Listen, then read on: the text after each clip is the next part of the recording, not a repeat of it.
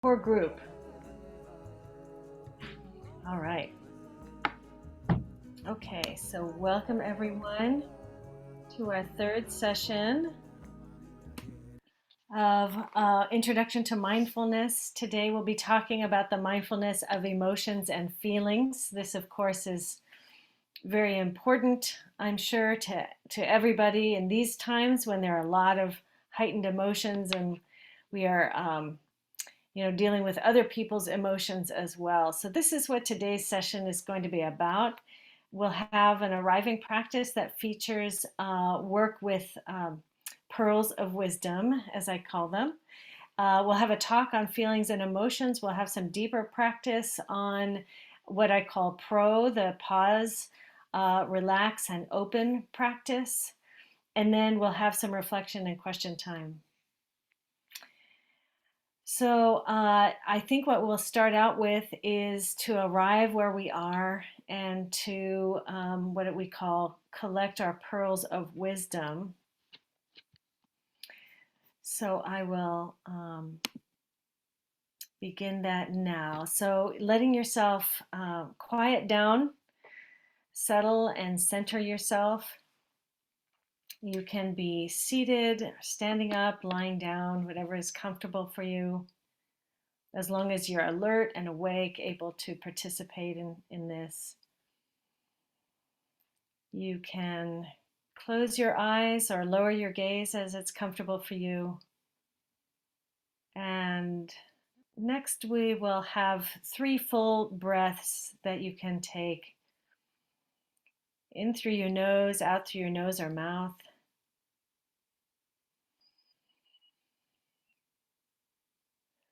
With the exhale, just being able to let go just a little bit of what you might be holding from this day.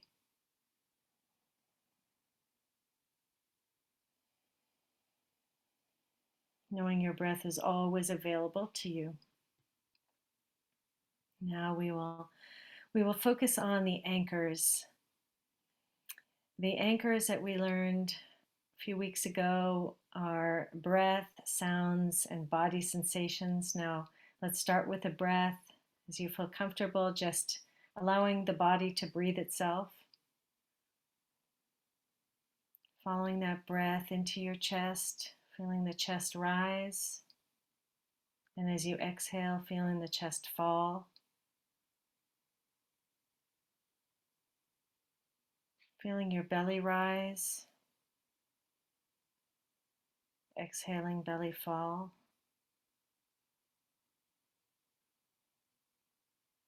Movement of the breath throughout the body.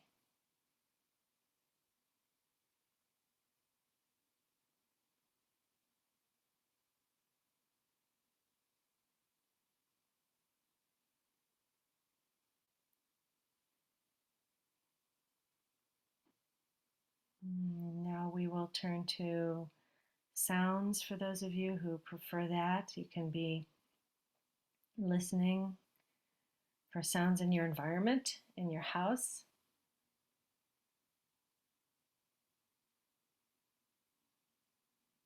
With kind attention.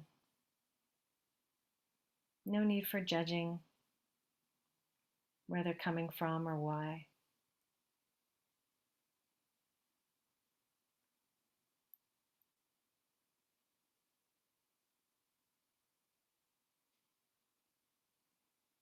And for those of you who feel comfortable with body sensations, placing your hands on your legs or thighs, wherever they're most comfortable, and connecting with that warmth, that vibration, that connection.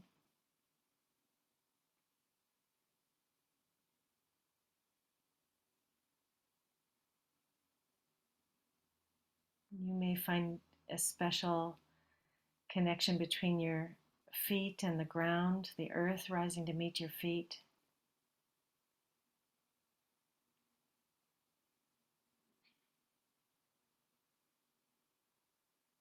Staying with any one of these anchors as you feel most comfortable. And as your mind wanders, which it likely will, You might even find yourself in the middle of a thought as I'm speaking. Allowing yourself to greet that thought as you would a guest in your house. And as a guest leaves and you let that guest go, offer yourself a beautiful pearl. It can be a pearl of any size, shape, or color. Offer yourself a pearl for coming back to your anchor.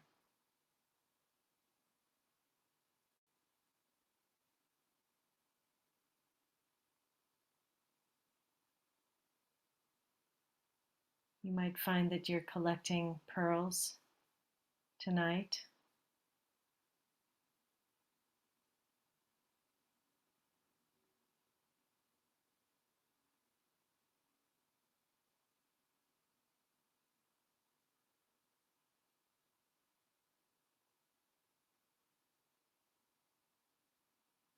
With these anchors, you are arriving in presence, and you are always coming back to this moment.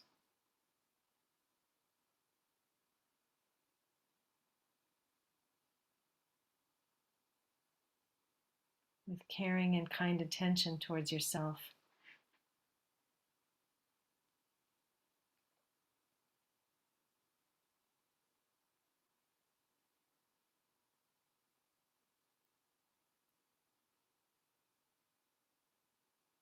As you feel your breath, know that you're arriving in presence, in community, and that we're all arriving together.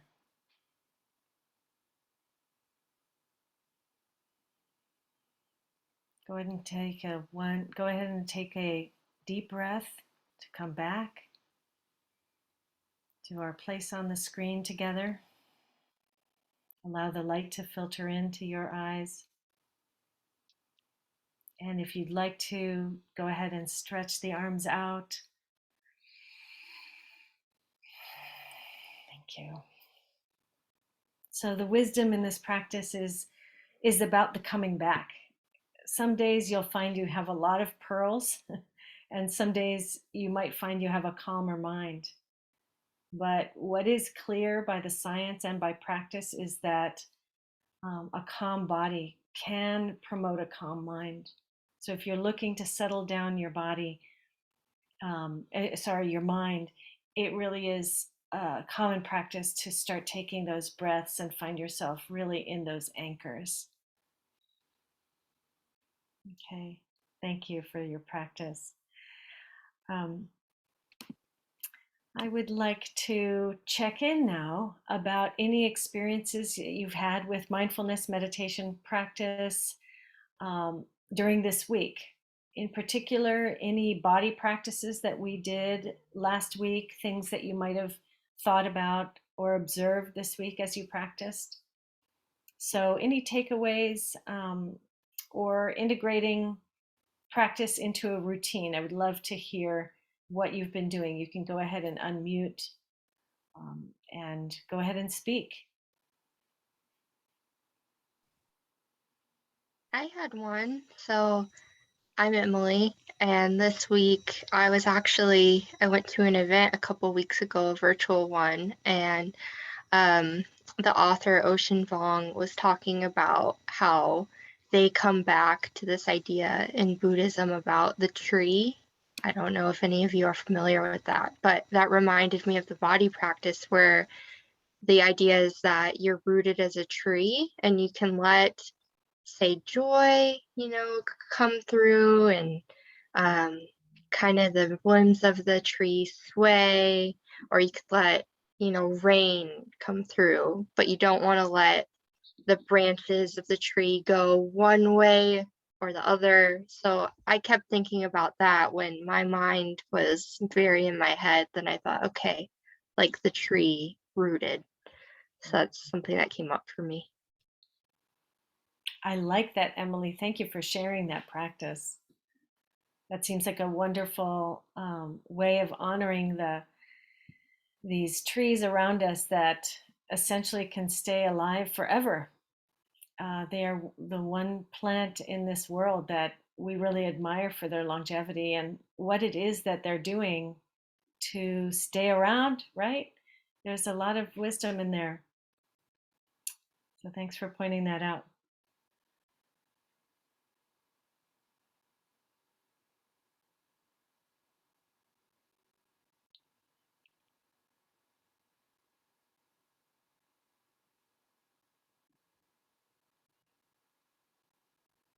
Any other experiences this week with practice?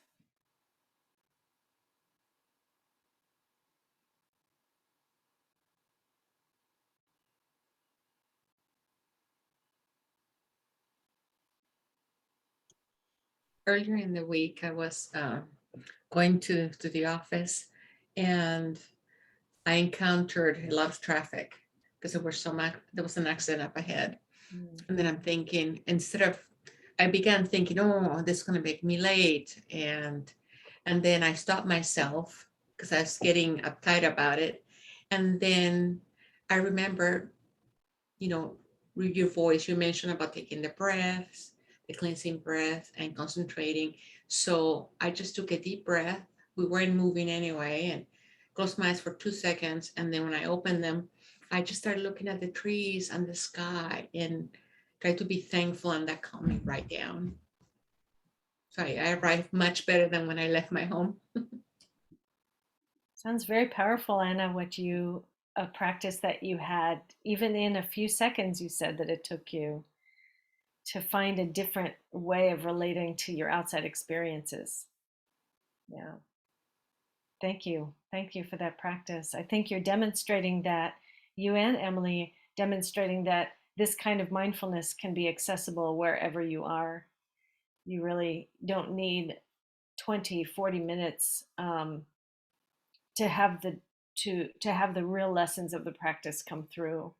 Of course, extending your time to 20 minutes to 25 minutes to 40 minutes, um, I think you can have some depth in your practice and really have some greater understandings of your own mind. Um, but as we're beginning and as we're developing our practices, it really does help to have the consistency, and whether or not it's 5 minutes or 10 minutes at this point is not as important as just doing the practice for as long as it takes. Yeah. And it looks like Luisa is having some problems with microphone. No worries, Luisa. When if and when it comes up and you're able to speak, we'd love to hear from you. Okay. If there are any shares later on, please do raise your hand. I'll try to find the screen where I have the participants so I can um, call on you, or we have a question and answer towards the very end. But I'd love to hear about people's practices. So I've done a lot of thinking about emotions and um, how emotions combine our thoughts with feelings, and those thoughts and feelings create reactions. And I'm sure all of us are pretty familiar with a pattern of reactions that we're either proud of or not so proud of. And these kinds of reactions can happen so quickly and they gather momentum.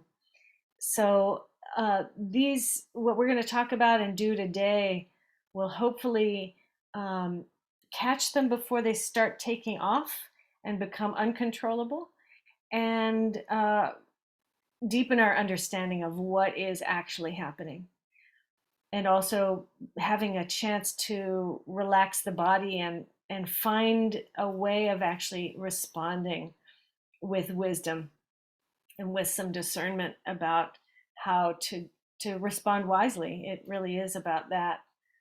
So I know I have old habitual patterns. My habitual pattern with conflict was literally turning around and leaving the scene. I just had to exit. And some of you might have other patterns of moving in and kind of trying to defeat other people, or it depends on the person for me, but for sure my turning around and exiting, really running away is what I grew up with, and there's a little bit more of my story later on. um, so famous psychologist and TED Talk speaker Brene Brown, she did a research study in which she asked thousands of people to identify their emotions. And most of the people that she talked to could only identify three emotions.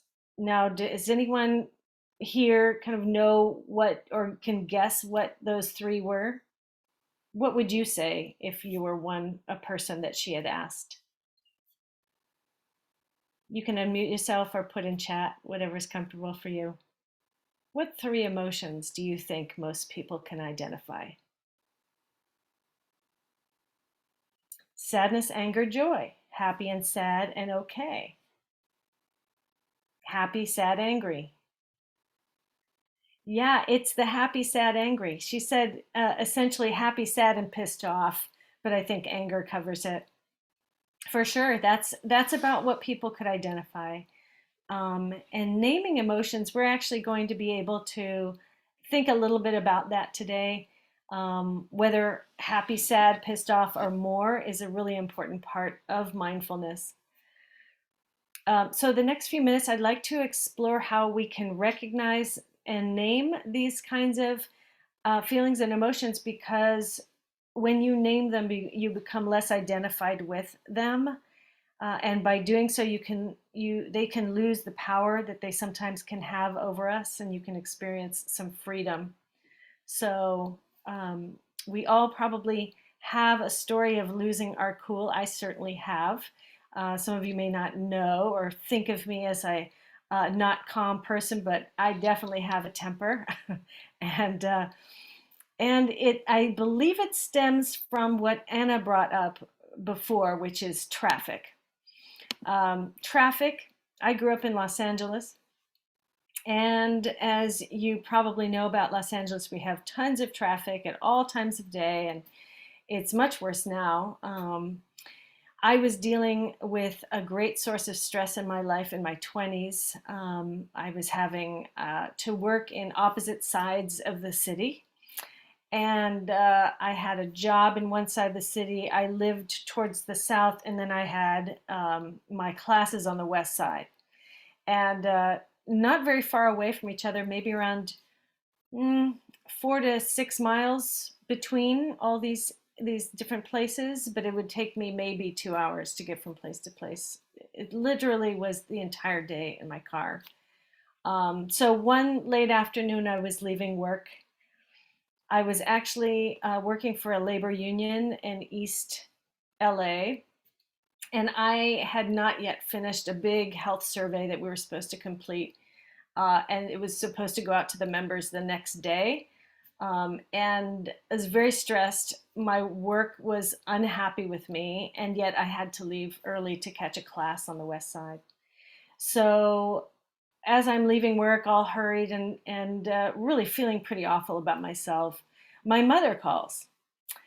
And my mother had a way of definitely getting under my skin in every possible way. She knew exactly what I needed to hear to have the worst day.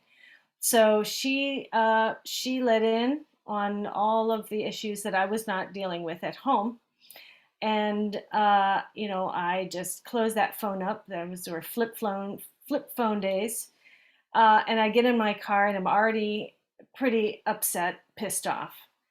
So I get in some traffic, hopefully turning left in this interminable lane. I must have been the seventh or eighth car in a left turn lane, making it towards the front. It was like the fourth time that the light had switched. And I was right behind a pickup, and I was like, I have to catch this light. We have to get on this road. And the pickup starts going a little bit, and the yellow is close to turning red, and I'm almost there, and he stops short, and I'm right into him. So I hit that pickup pretty bad. And I didn't see that I had done anything wrong. I was actually in such a rage. I left my car running.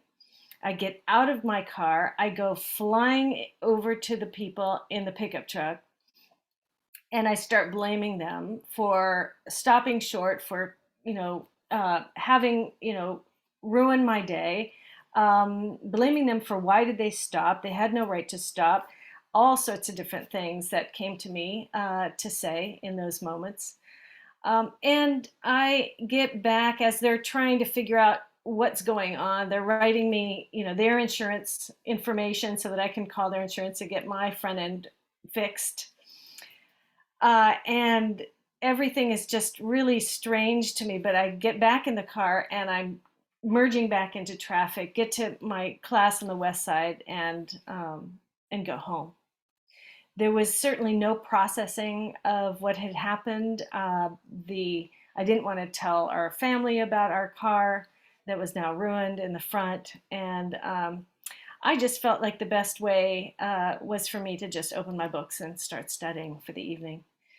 So I can look back now and I see lots of examples of how my emotions took over and how mindfulness could have been employed in there to kind of straighten some things out for myself. So one is that, like many others, maybe among you, I did not recognize and couldn't really name what was happening or what I was feeling. So culturally, my role was to accept what others told me and to not really share what was going on at home with anyone else. So there was no therapy going on. In my household, it was also not allowed to feel or express troubled emotions. So everything had to be really joyful and fun and great, and despite everything going on. So, of course, all those emotions of frustration that happen on a daily basis were being bottled up, and uh, and that sort of thing is pretty damaging, as we know. So naming what we're feeling is a pretty strong part of the program of healing, because if you can't even name what you're feeling, then it's pretty difficult. Now, Brene Brown later identified 87 different emotions and feelings. Uh, and I think that's really important to, and she categorized them in all sorts of different ways and has this wonderful book.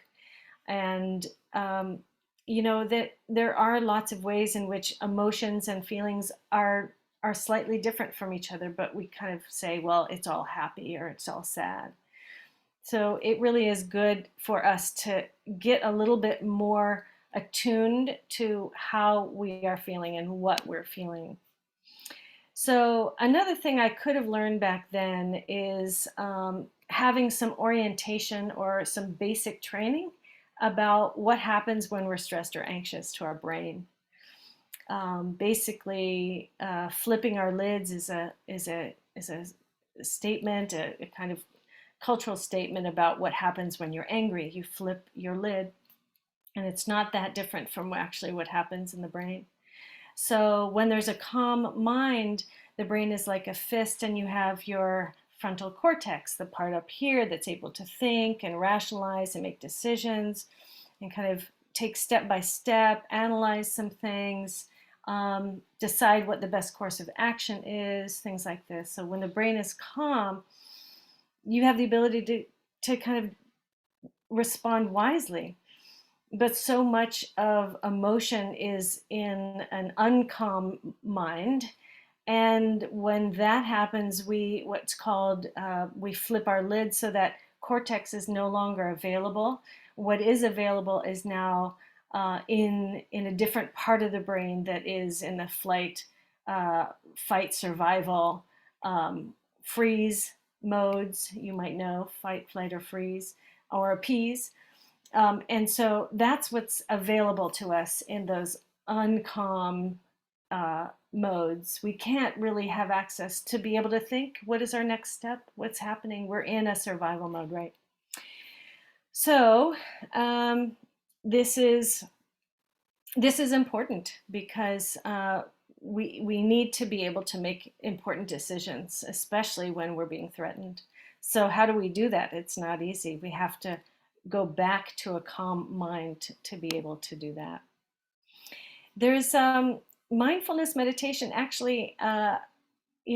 There's no emotion that is a bad emotion to have, and that's really important to know. Um, as we're sitting on a seat or laying down, standing up in mindfulness meditation, you might feel some jealousy. You might feel real emotions that have not been allowed to kind of come up because of all the distractions that we have around us, or all the facades or all the faces that we have to display to the outside world, right? So meditation sometimes actually fosters and brings up more emotions. You may find that you have more emotions when you're sitting down, supposedly meditating and trying to calm down, than when you do not meditating. So I do want to warn you about some of that. That is pretty common, what people feel. And so being able to talk about feelings and emotions while meditating is a really important thing, because it's not all roses, right? There's a lot of that. But in the meditation, what happens is we get more space around the emotion. We're able to notice exactly what is going on with a little bit more space, with more loving attention rather than judgment, and then we can calm our mind. Right? There's a lot of access that a meditative person might have to be able to make some decisions based on those feelings. So there's also a healthy respect for emotions.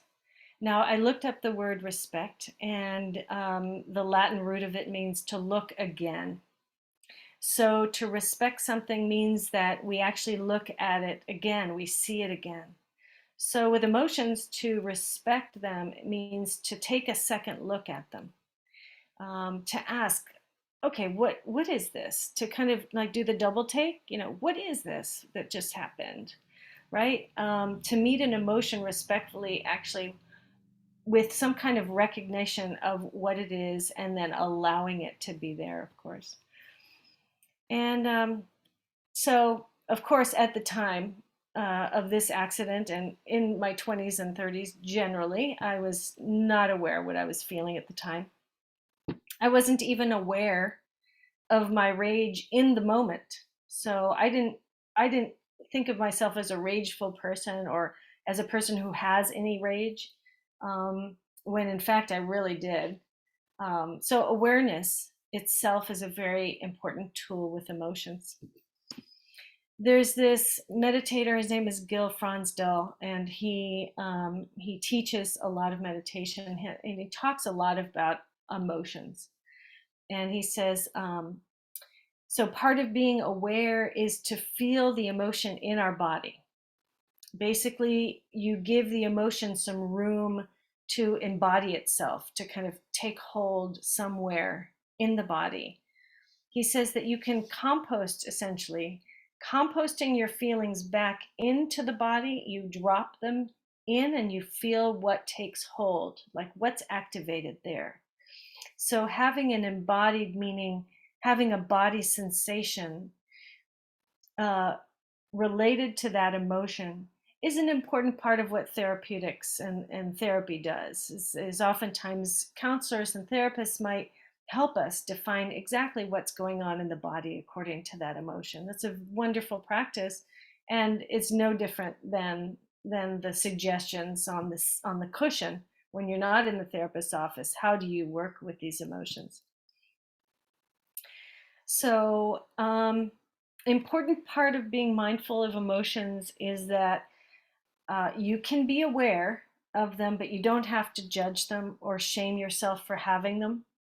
Um, and, that's easier said than done.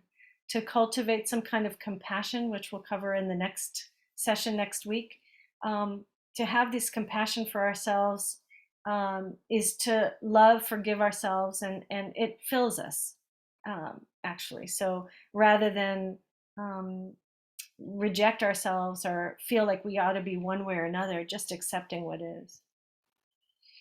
So when I think of that day in traffic, I realize now that our mind creates stories about emotions. Okay, so stories, hopefully you stay with me on this one. Um, a story is one in which we blame ourselves or other people. We might justify our behaviors. We might figure out, okay, define what's okay, what's not okay. Um, I had a story. I definitely had a story that day about my justification for for what happened in that accident. I didn't see that I was justified. I didn't see that. I mean, I didn't see that that I would do anything different. I blamed other people for all of my troubles, not seeing really my role in any of it. I didn't even see that I was at fault in that accident, of course, 100% at fault. And I couldn't hear what other people were saying. I was completely just blinded to everything. So, important thing to note here, Pema Chodron, she's a Buddhist nun, she's a teacher and author. She says, it isn't what happens to us that causes us to suffer, it's what we say to ourselves about what happens. This leads to the suffering. So she recommends that we feel the feelings and drop the story. That's harder said than done, but I feel like this is a real key here, um, because sometimes this sort of second arrow that we put into ourselves, the emotions around a certain what's happening, we give ourselves so much more pain than what's actually already there, just by our justification and on the story that we have. The actual incident, I could have been done with that. If I recognized that incident, that I was at fault and that, okay, I get it. My rage would have been much more short than it really was, it was several years long, really. So I'll talk to you a little bit about what pain has to do with emotions, because pain has a story. Every pain, we like to create stories around our pain, and pain has an emotional side. It's got the raw pain, right? The physical pain in your body. Say, we have an emotional pain that's attached to that raw pain. That is an add-on. It's something we do, and it's an interesting sort of dynamic. I'll share with you a story of when I walked the Camino de Santiago, which is a pilgrimage in the northern part of Spain. Here's a map you can see. Spain is here in the yellow, and the Camino is in red, going from the border. There's different Caminos, but the French way is the one that I've walked. That particular Camino goes from the French border over to the Atlantic Ocean. It's about 400 miles. And typically you'll do that walk in about 35 days or so, 12 to 15 miles a day. You can take days off if you feel like it, and it's a self-paced thing. You carry your backpack. You can see in this photo, there's backpacks. The backpack has everything you need. You carry that. Hopefully your backpack's not that heavy, because you're carrying that for 35 days. All your change of clothes, all your hygienic stuff, and you usually stay in like a hostel. So just a little background of why, what this whole thing is about. Some of you may be interested in this Camino de Santiago, might want to look it up if you haven't heard of it. And I had done previous pilgrimages in Nepal and in Peru, where I'm from. So I was familiar with walking long distances. That wasn't as much the issue, but this happened to be very long, right?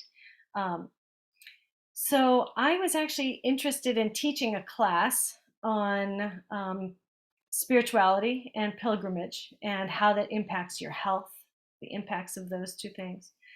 And I was going on Camino to see how it would be, and if I could teach the class and potentially even teach from the University of León in Spain, and take our students over there and teach this class and walk with them and reflect on our experiences of pilgrimage and spirituality.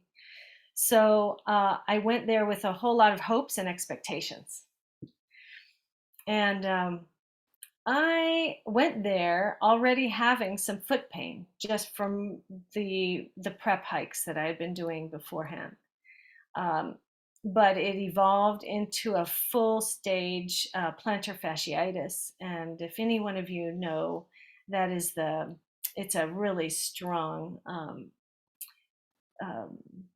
it's a really strong pain in the bottom of your feet. And it affects the fascia, the part of the skin. And it was hurting and it was throbbing almost all the time, I felt. And along with that raw pain, I had a lot of worry. I had anxiety that I wouldn't be able to finish. I had stress that I was there and I wouldn't be able to teach this class if I couldn't do this. I had lots of self-blame. I shouldn't have brought these shoes. I should have brought those shoes. That person is wearing these shoes, and what about this? And what about this? I had a whole bunch of thinking about what to do to get rid of this. And I was popping ibuprofen like it was candy. So quite unhealthy. And my partner and I left halfway through. Partly because of the shitty experience I was having on this Camino, but also it just wasn't, I couldn't get into the walk itself. I couldn't connect to the spiritual side of things. My mind was so much devolving in this experience of pain, and the emotions were really heightened. In fact, I was known as the foot pain lady. So everybody's got, as you meet these international travelers and walkers, as you're walking, you'll meet somebody and say, oh, where are you from? And oh, Sweden. And oh, there's Sweden. So instead of being called, oh, there's Seattle, or, there's a professor, or, any one of my other roles, I was the foot pain lady. So that's how much I shared my story with everybody. So I will say that, I didn't really see these emotions as part of pain. I didn't realize that there are areas where, or there are times when in the pain, in following that pain, it shifted, right? Every pain that we have in our body shifts slightly to where it doesn't even feel the same from one second or moment to the next. That awareness of what it actually feels like versus what your mind is telling you it feels like, or what your mind is blaming you for feeling. That is the difference between raw feeling and emotional feeling. So I went back to Camino. You would say, why would I do that? Of course, I wanted to try again. I had more mindfulness. I had read John Kabat-Zinn's book on full catastrophe living, where he has a chapter on pain. I was in a meditation teacher training class where we were doing constant evaluation of our pain. And I felt like I think I was ready, So a couple of years ago, I go back to Santiago. I go back to the Camino. I had a completely different experience, and I'll tell you a little bit about why. I began to actually look at the changing nature of this pain, how it wasn't the same. I would also name the different types of pain I had. So I had one called prickly, one called Jorge, another kind of pain called Marta. I don't know why these names kind of came to me, but they were in different parts of my leg. All was on the right side. And they were like guests. I would treat them as guests, and I'd tell my partner, oh, Prickly's visiting. And he'd say, oh, yes, I know Prickly. I remember Prickly, and that'd be the actual raw pain on the bottom. And we both laugh because at some point Prickly is going to leave. He's not there all the time. Yes, they had genders too. Yes, they were. I really gave them sort of. I treated them as friends in a way. I would greet them and say, "Oh, wow, you're feeling pretty raw today," or "This is a stabbing kind of prickly today." But ultimately, things really did subside, and I found that I didn't take one ibuprofen. It's not that I love pain. It's just that I didn't feel it the same way. I didn't have as many stories. Um, and I also noticed that things are fleeting. They'll be here, but then they're gone just a moment later. So I didn't feel like it was an emergency, that it was always in an emergency. I always felt like, wow, there are days when I could actually enjoy the scenery, and whole days when I was really on the walk itself. So just kind of the upshot here is that the stories we tell ourselves, these are really important parts of both pain and emotion. And I'll leave you with this last. That's me on the second journey. As much happier at the top of Osebreiro, a really high mountain there. Pema Chodron here says, this last quote says, lean into the sharp points and fully experience them. The essence of bravery is being without self-deception. Wisdom is inherent in understanding emotions. So this idea that we can actually feel that pain, that increases our bravery, our courage, our ability to feel available to other people and to their pain, and extend our compassion to other people. So it really is a wonderful lesson learned here. And thanks for listening to my stories.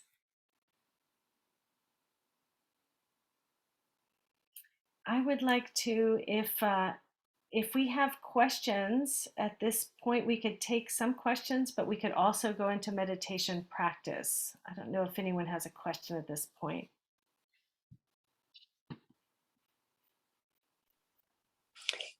Vicky, could you talk a little more about when you say lean into the pain, or Pema Children says lean into the sharp points? That to me, pain is one of those sharp points. What does that look like?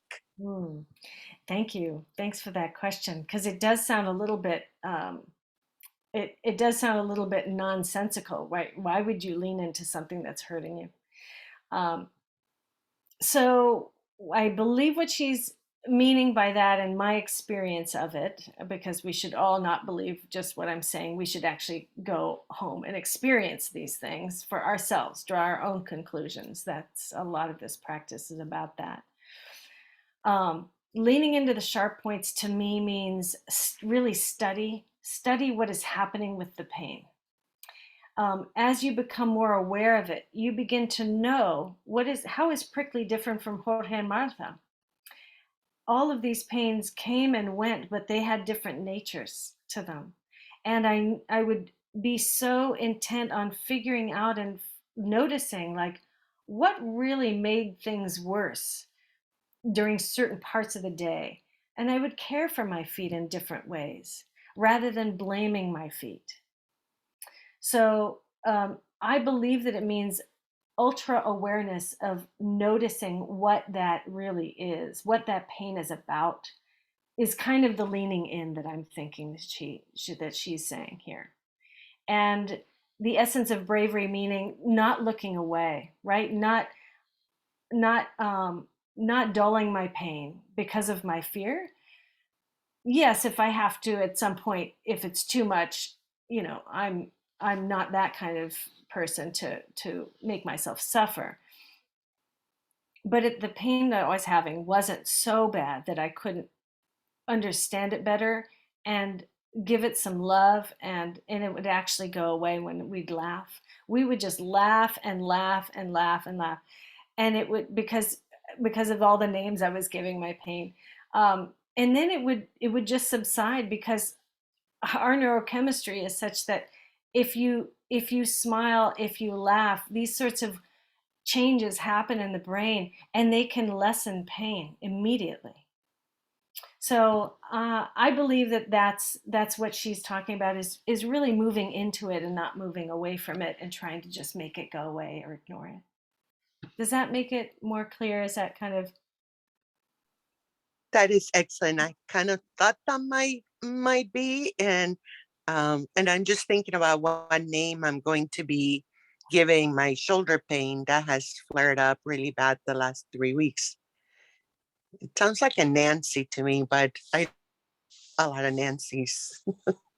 there might be a few different ones. So when it's not all one thing either, because Ah, sometimes it's throbbing, sometimes it's stabbing, sometimes it's not there, sometimes it's ooh, there it is. It's a heavy thing, and sometimes it's kind of just heartbeat. You can feel the heartbeat in it.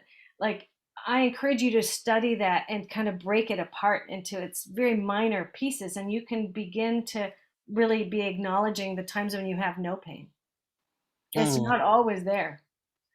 And then you begin to have more love. There's a we'll practice more compassion and loving kindness practices next week, because it really is all about the compassion that we give ourselves. Yeah, thank you. sure. And there's a question in here. Let's see here. If we do not, okay, Luisa says, if we do not face the obstacles, the pain, we would not be able to heal. Escaping or distracting ourselves will just extend the pain itself. Yeah. I think there's a lot of wisdom there. I've heard that said, definitely. Facing things, understanding them more, giving yourself nurturing, offering yourself this love really does help with the whole process. And thank you, Luisa. And then Anna Nakamura says, what kind of question can you can ask as a therapist to encourage clients' self-exploration of pain? What kind of questions can you ask as a therapist to encourage clients' self-exploration of pain?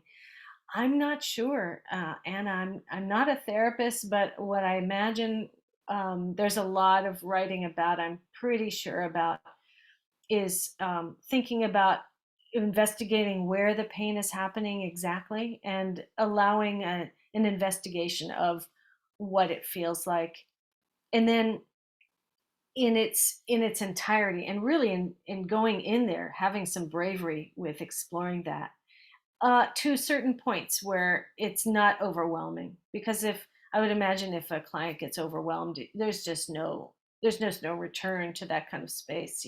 You've already kind of lost it. So you know measuring out how much is too much for a person, to kind of investigate that, and then hands on healing. Because ultimately, if the person is in treatment or doing some other thing, hopefully they're healing their pain in some other way. But oftentimes we don't give ourselves our own type of healing, our own medicine.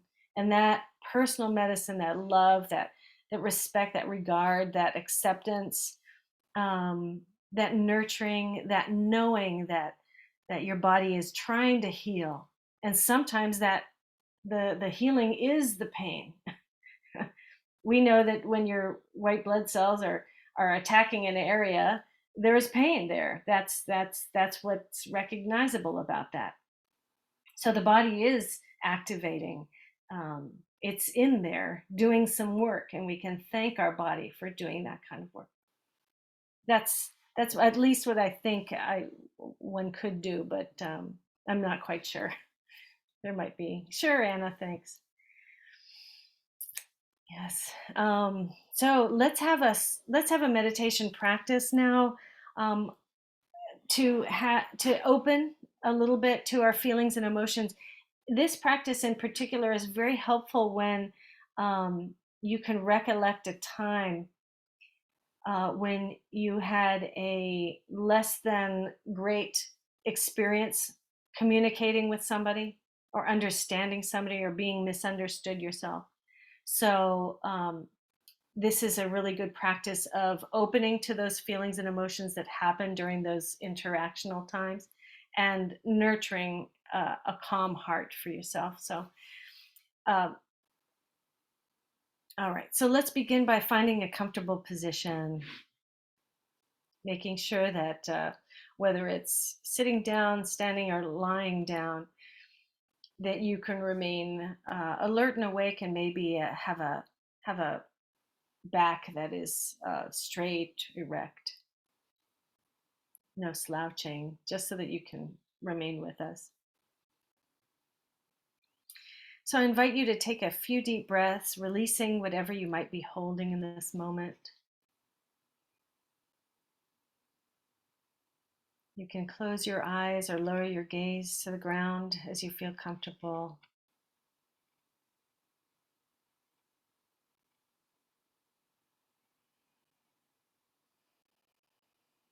Loosening.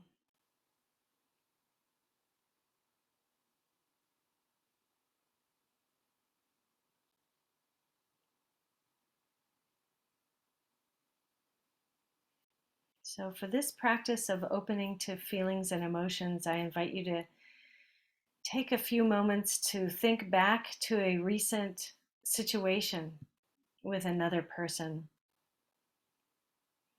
or a situation with yourself that brought up some difficult emotions for you.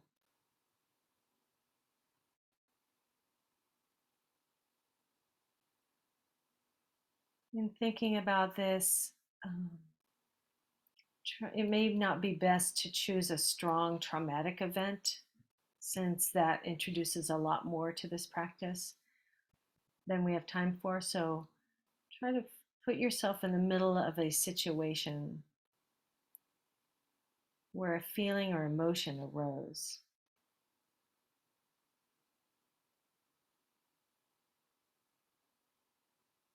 And you can just choose one for now.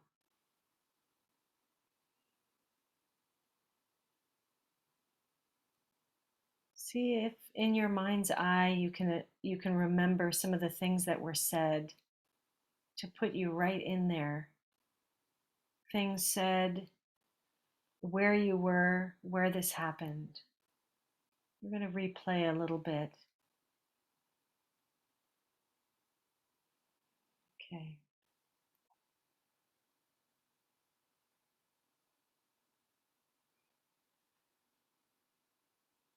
So now, at the beginning of this communication, imagine yourself pausing for a few seconds. It could be at the beginning, the middle, or towards the end of what's happening.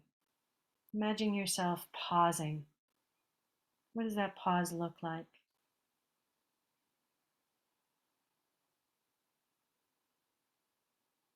The pausing is a recognition of what's the discomfort that you might be experiencing. The fact that there's actually a disagreement happening. Maybe you feel the charge of some emotion in that pause.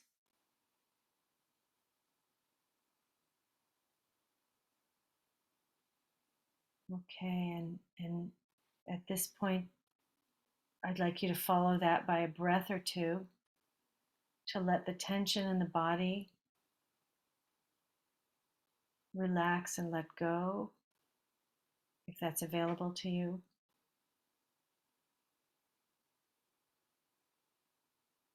You might be holding your forehead or your jaw tightly. Your stomach might have been a little tight in that situation, allowing it to fall.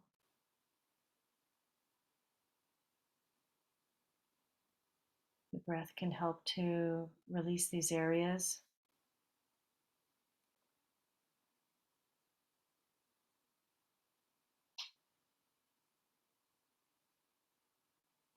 So we're attempting to relax. And the next stage is to open. Now, in this stage, we have an intention to open. We're expanding our awareness out into the world. You might actually find some connection with your senses. Notice what your senses are taking in. see different colors, smells. You're taking your body outside the situation, noticing the whole situation maybe from a different vantage point. You might even move your mind's eye above you so that you're looking back at yourself in this situation and you have a lot broader view around you of everything else that's going on. Allow yourself at this point to soften the eyes.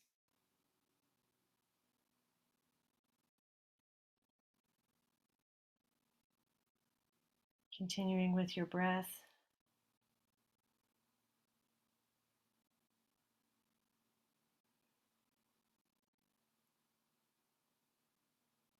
Repeating to yourself inside, pause, relax, open.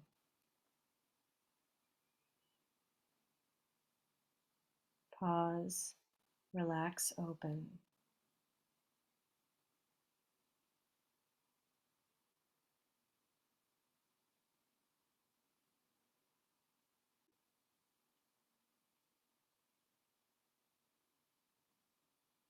The situation now might seem slightly different, as almost as if there's more space in the situation.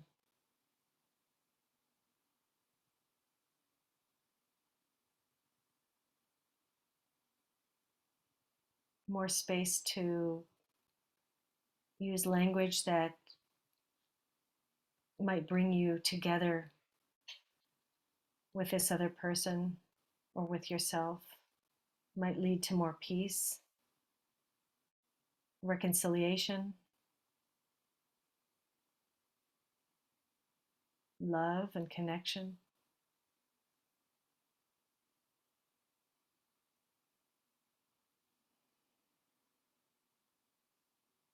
Now, in a moment, I will ring a bell 3 times and you can go ahead and take your time to come back.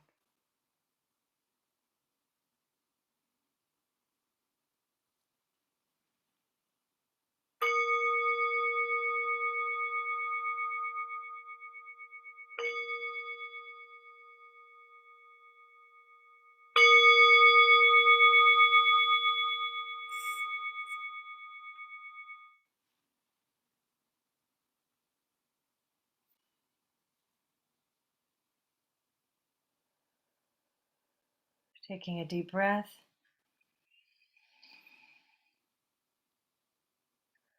Allowing yourself to arrive back in front of a screen to reconnect with others. Allowing your eyes to slowly open.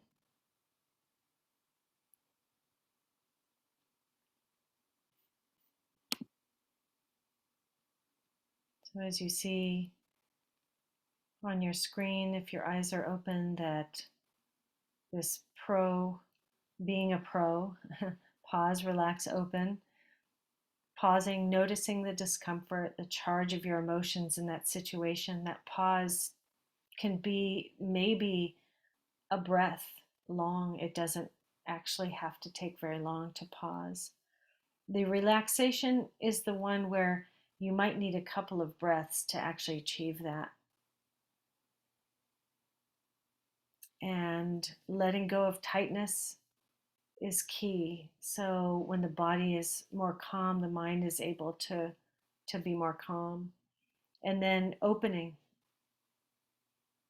expanding your awareness, taking in other senses, using your other senses, softening your eyes. So this is Tara Brach she's a meditation teacher and a psychologist. She says that by nurturing a calm heart, you are opening your heart to live and be ready for everything. So as you feel that pause, relax, open, and any other kind of practice might be helpful to you in your own comings and goings. Um, Keep that in your toolbox because we have quite a few tools now. Here in the Four Remembrances, we have pausing throughout the day, the ability to ground yourself, to practice pause, relax, open, the ability to accept what actually is, as with pain, noticing when it's there, noticing when it's gone, turning towards love, and we'll focus on self-compassion next week, but that is a big part of the pain nurturing process. And of course, resting in awareness, your mindfulness meditation, your anchors. And now today, earlier, we practiced with offering yourself pearls for every time you come back from a thought. So lots of different tools you could potentially use. And I invite you to for a minute here, write down your intention with practicing mindfulness meditation this week. What kind of intention do you have to set aside time? When might that happen and what might it look like? Let's just take a minute here. There's no need to share this. This is for you only.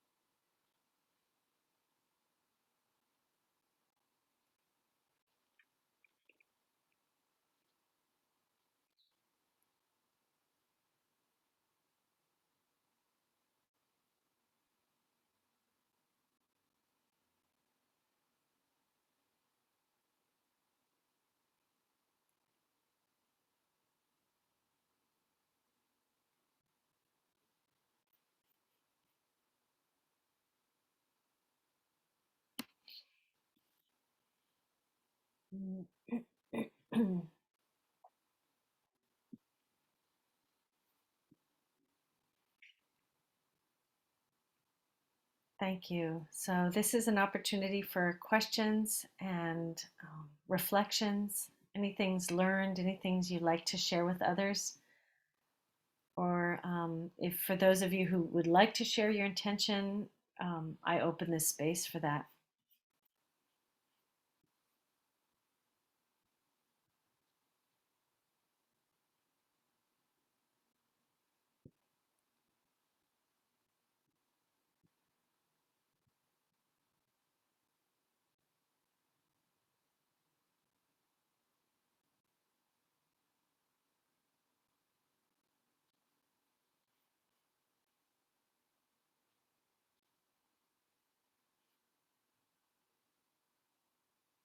Thank you, everybody. So if there are any lingering questions, please do send those back to us. And I am very pleased to be able to answer questions even between weeks. I love that. So I could do some research and really help out, gather more understanding about these concepts. And again, remembering that this information is to be practiced, to be confirmed by you and your own body. You don't have to believe what I'm saying here, but as long as you are confirming it and having the chance to give yourself an opportunity to really involve yourself in these moments, that is what counts. It's not that anyone has a good theory on this, it really is in the practice. So I encourage you all to practice or set a timer for yourself or get a free app on your phone. I go for Insight Timer, but there's so many of those who can help to guide you, give you certain periods of time to practice, and then they ring a bell when the session is done. So it's as if you have your own mindfulness meditation practice and teacher right there with you. All right, well, thank you everybody so much. I appreciate your intention and also your practice from week to week, that the fact that you're taking a step towards coming closer to yourself and understanding those really heartfelt emotions and feelings. It's a wonderful thing to be able to become closer to. Thanks everybody, and thank you for Mental Health Matters for hosting this session with us. Thank you. Thanks everybody. Thank you so much. Thanks. Thank you. Have a good night. Thanks, you Thank you. too. Good night. You too. Thank you. Thank you. Bye. Thank you. Bye.